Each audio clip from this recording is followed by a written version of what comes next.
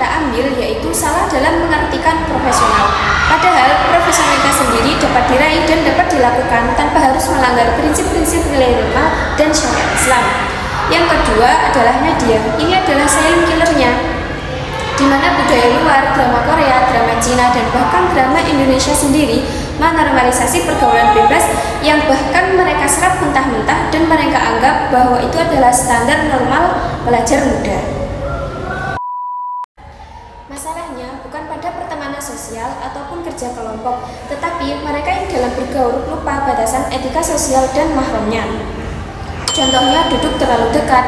Yang kedua, bercanda yang menyebabkan interaksi yang berlebihan. Yang ketiga, follow-up atau berduaan dengan alasan yang tidak dibenarkan.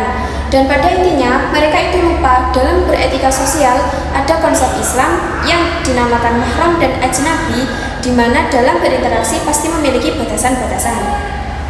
Dalam Al-Quran Surat Al-Isra ayat 32 juga dijelaskan bahwa Allah tidak hanya melarang perbuatan zina saja, tetapi apapun sikap, perbuatan, lingkungan, dan sekitarnya yang menyebabkan kita mendekat terhadap zina.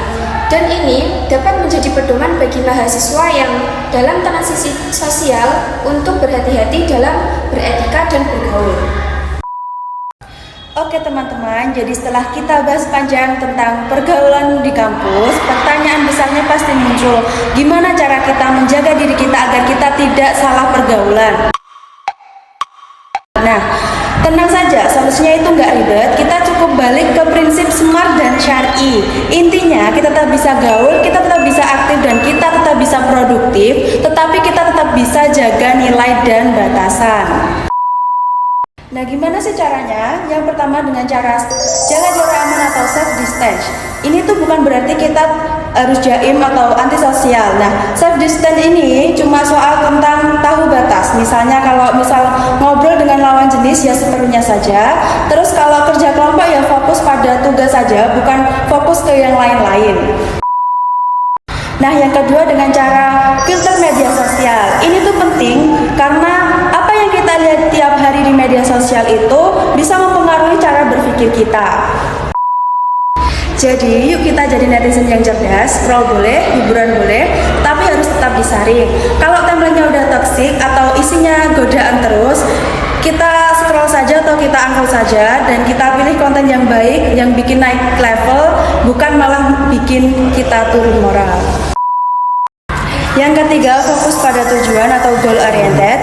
Kalau lagi nugas bareng atau rapat UKM ya fokusnya selesaiin tugas, bukan fokus ke vibe atau teman sebelah atau siapa yang paling menarik. Dengan mindset goal oriented, kita juga tetap bisa profesional dan gak akan kebawa suasana. Intinya, kita harus jaga diri, jaga sikap, dan hindari situasi yang bikin salah paham. Yang keempat, profesionalisme sejati. Nah, ini tuh paling penting, kita tunjukkan bahwa mahasiswa UIN tuh bisa banget untuk kerja dengan baik, pintar secara akademik, dan tetap pegang teguh nilai Islam dan Pancasila. Profesional itu bukan berarti dingin, tetapi tahu kapan bercanda dan kapan serius, dan kapan harus jaga batasan. Jadi teman-teman, smart dan syar'i itu bukan bikin hidup kita kaku, tapi bikin hidup kita lebih aman, lebih terarah, dan lebih bermartabat.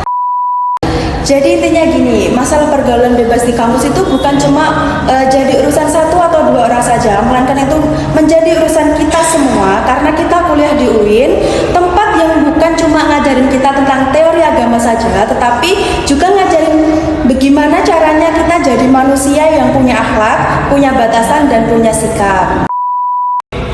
Nah, kita semua tahu bahwa kehidupan di kampus itu rame, nongkrong di taman, ngopi di kantin, atau bahkan rapat UKM sampai malam. Kadang juga ada kerja kelompok sampai lupa batasan. Nah, justru momen-momen kecil seperti itu, kadang itu kita diuji apakah kita itu bisa jaga diri dan jaga batasan. Sebagai mahasiswa UIN, masa kita cuma pintar dalam teori saja?